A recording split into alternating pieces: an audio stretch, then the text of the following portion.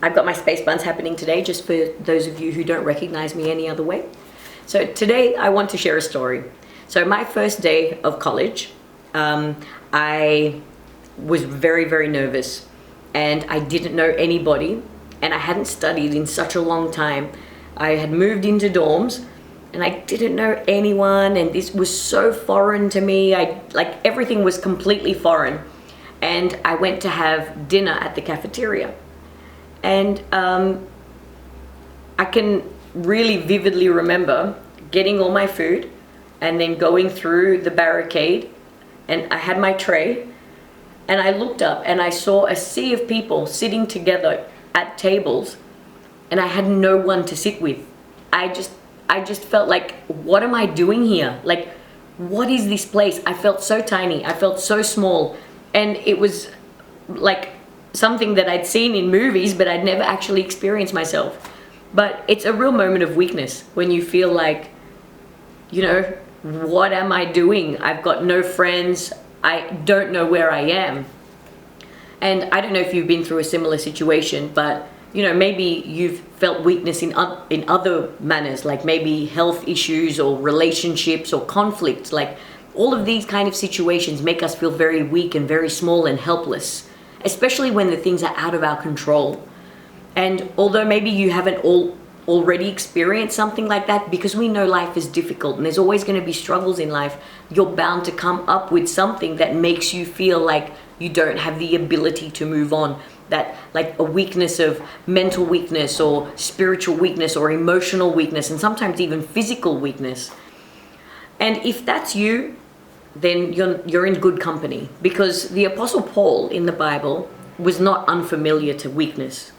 The Bible tells us that he had a weakness that he describes as a thorn in his flesh. And we don't know what it was. Like, some people speculate that it was epilepsy, that he struggled with epileptic fits. Other people thought that he had like a debilitating eye condition where he couldn't really see properly.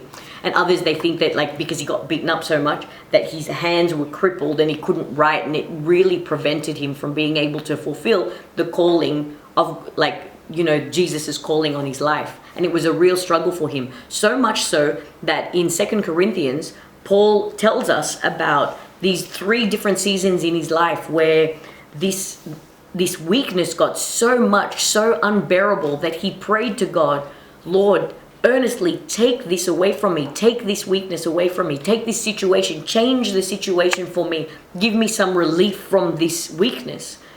And then in 2 Corinthians chapter 12, verse 9, we read the response. And this is what God says as a response to Paul's prayers. Verse 9 says, "But he said to me," this is God saying to Paul, "My grace is sufficient for you, and my power is made perfect in weakness." So when we look at that, sometimes we kind of just brush through it very quickly, and we don't really see how important that verse is. When it says, "My grace is sufficient for you," that word grace is so used so often that we don't really understand what it really means anyway. But in the context, what God is saying is that my favor, God's favor, or his expression of kindness would be sufficient for Paul. So this is grace in an expression of kindness would be sufficient. Now, I know when we hear the word sufficient, we're like, oh, well, sufficient, that's barely enough. Like, I'm barely scraping by. Sufficient, that doesn't sound like, I'm going to feel great. But what I'm going to appeal to you is that God's sufficient is more than enough for us. God's sufficient is a divine sufficiency. The word sufficient actually is translated from the original language to enough. It will be enough. God's grace will be enough for us. And I will appeal that God's grace is more than enough for us. And then as it goes on, it says, "My grace is sufficient for you, for my power is made perfect in weakness." Now, the word power there in the Greek is actually the word dunamis. And we get our English word dynamite from that Greek word. So it's the idea of dynamite. God's explosive power it's like a dynamite of power is made perfect in weakness. So not only is God's show of kindness enough for us, but God's explosive power is made evident in the moments of our weakness. So when we are unable to fight our battles and get on with our day, and we're just struggling so hard to be able to do what we have to do, and we often pray, God, take this away from me, take this situation away, make the situation better, make the circumstance easier.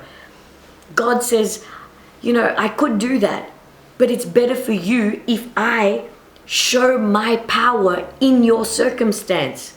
If in your weakness, I give you my explosive dynamic power. Now, what is that saying to Paul? It's saying to Paul, I'm not going to change the situation because it does nothing for you. It does nothing to benefit you if I just change the situation.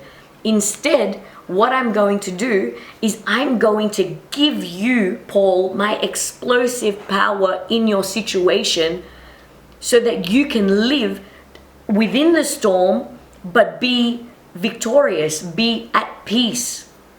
Now, I know that's a real big thing to try and understand, so I'm going to try and give you an illustration of this, right? I don't know, have you ever been to a car wash? Those ones where you sit in the car and then you drive the car onto the rail thing, and then it just takes your car into the car wash, and then there are these massive big brush things that come, and it's smashing the side of the car, and it's doing this and it's doing that, and if you were walking through that, you would be completely knocked out, right? But it's doing the brush thing, and those brushes move real fast, and they're really powerful. You can shake it shakes the car. And the poor car, it does its job, but sometimes it even says that the brushes scratch the car, and it's not even good for your car because it's that powerful. But if you're sitting in the car and you've got the music turned up, nothing like that affects you. The car wash doesn't affect you inside the car. Yeah, sure, the car is shaking. Sure, there's, the car's going through a bit of a beat down with these massive brushes and all this soap and whatever it is in the car wash. But you inside, you don't get wet. You don't get hurt. You don't get bruised or battered. This is what I'm suggesting, that God's grace is like the protection of a car when we're sitting in the car wash. Yes, there's stuff that happens in our lives, but when God says to Paul, my grace is sufficient for you and my power is made perfect in your weakness, he says that to us too. He says, my grace, my kindness is more than enough for you. And my power, God's dynamic, explosive power, is made perfect, is made complete in our moments of weakness. So I don't know if you're praying to God about something that's happening in your life that's very tough at the moment. And I don't dismiss that the circumstances of life are really difficult. I've been through some very difficult things myself. But what I do appeal to you is that just because God isn't changing the situation, it doesn't mean that something magnificent can't come from it.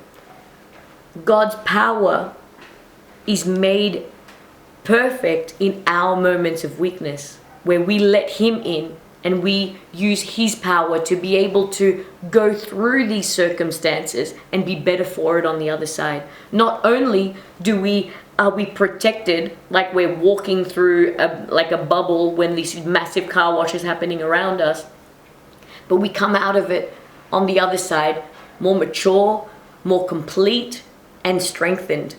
So I hope this has been encouraging for you, and stay tuned for another video from Pastor.